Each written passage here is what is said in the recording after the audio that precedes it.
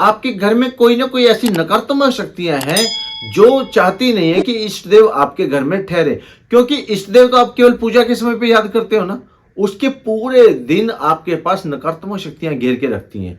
और जो नकारात्मक शक्तियां आपको उस पूजा में विघ्न डालने की कोशिश करती हैं, वो नहीं चाहती कि आपकी पूजा सफल हो।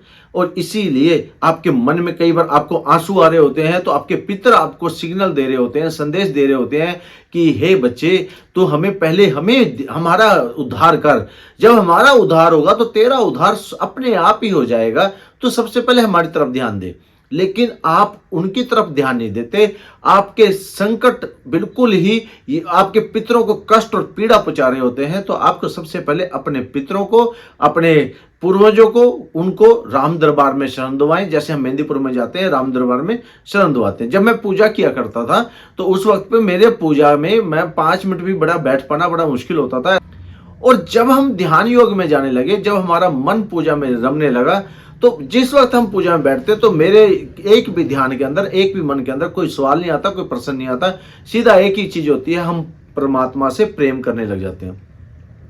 तो ये, और जब अब आपके पास लक्षण है, दूसरा सवाल आपने किया कि पूजा भी कर रहे हैं, पाठ भी कर रहे हैं, उसके बावजूद भी हमारे जो है काम नहीं बन रहे, तो इसके पीछे आपके पितरों को है। जब आप पितरों को मना लेंगे, या आपकी कोई बोल कबूल है, जो आपने कोई बोल कबूल कर रखी है, जब आप उसे पूरा कर लेंगे तो आपके इष्टदेव आपको वो फल देंगे। क्योंकि जैसे ही वो फल देने शुरू जाते हैं तो आपके पूर्वज या आपकी बोल कबूल वो बीच में आ जाती है कि प्रभु इसको फल तब देना जब हमारा ये कार्य सिद्ध कर दे। और जैसे ही कार्य सिद्ध हो गया तो आपके इष्टदेव तो आपकी पूजा से प्रसन्न है। वो फूल रूप में आपको संकेत दे रहे होते हैं। आपकी पूजा पे इतने बड़े बड़े फूल आ रहे होते हैं, इतने सुंदर सुंदर फूल आ रहे होते हैं, उसके बावजूद भी आपके काम नहीं बन रहे होते। तो सबसे पहले तो ये है। लेकिन जिस वक्त आप पूजा में करते हैं और पाठ करते हैं, और आपकी पूजा और पाठ करते वक्त आपको एक बात का विशेष ध्यान रखना है। आप पूजा और पाठ करते हैं तो आपको पूजा पाठ करते वक्त ये देखना है कि आपके अगर काम नहीं बन रहे तो एक तो बोल कबूल हो सकती है, या फिर आपके घर में नकारात्मक शक्तियां हैं। आपके घर में वो नकारात्मक शक्तियां हैं जो आपके पूर्वजों को, आपके पितरों को पीड़ा पहुंचाती हैं, कष्ट पहुंचाती हैं।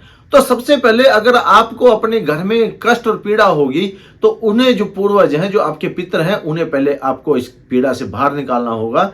और फिर वो आपको काम करके देंगे, आपको आशीर्वाद देंगे, तब जाके कहीं फलीभूत होगा। और इससे पहले आपको उन्हें राम दरबार में शरण दवानी होती है, और या फिर आपको उन्हें कहीं शुद्ध किया जाता है, और उसके बाद संकट को कैद करवाया जाता है। फिर जाके कहीं आप जब मिट्टी पकड़ेंगे तो सोना बनना शुरू हो जाता है। जिनके घर में अगर कोई बोल कबूल है, कहीं पितर रुष्ट है, कहीं किसी प्रकार के कष्ट पीड़ा है या संकट है, या फिर उनके घर के अंदर के माहौल इस प्रकार से होते हैं, सारा का सारा पैसा बाहर को जाने लग जाता है और दुख दरिद्र उनके घर में आना शुरू हो जाता है। जब ये प्रोसेस हो कि पैसा बाहर को जा रहा है और आपके घर में ग्रह क्लेश, दुख दर्द पीड़ा सब अंदर प्रवेश कर रही है, तो ये सिंपल सा संकेत है कि आपके पूजा और पाठ आपका कोई काम नहीं कर रही, आपके केवल नकारात्मक शक्तियां ही आपके साथ काम कर रही हैं।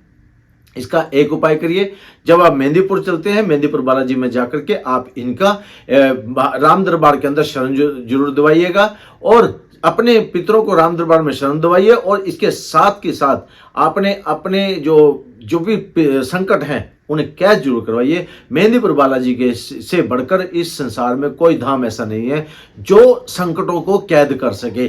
संकट वहीं पर ही जाकर के डरते हैं, थर थर कांपते हैं संकट वहां पे।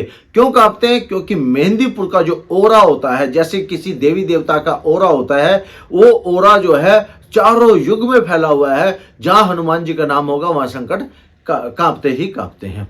और देखिए, अगर आपको यहां से वीडियो तक समझ में आ गया है तो सबसे पहले आपको मेहंदीपुर की तैयारी करनी है। और एक उपाय मैं बता रहा हूं आपको, वो उपाय आपने जरूर करना है। उस उपाय के माध्यम से आपने अपने, जब भी आपकी अमावस आती है, जो आपने गऊ का चारा निकालना है, गऊ के नाम का चारा निकालिए और अपने पितरों को कह करके कहिए, हे पितरदेव, ये आपके नाम का निकाला है, इसे स्वीकार कीजिए।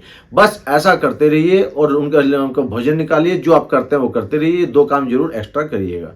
जय श्री राम भक्तों, जय श्री राम।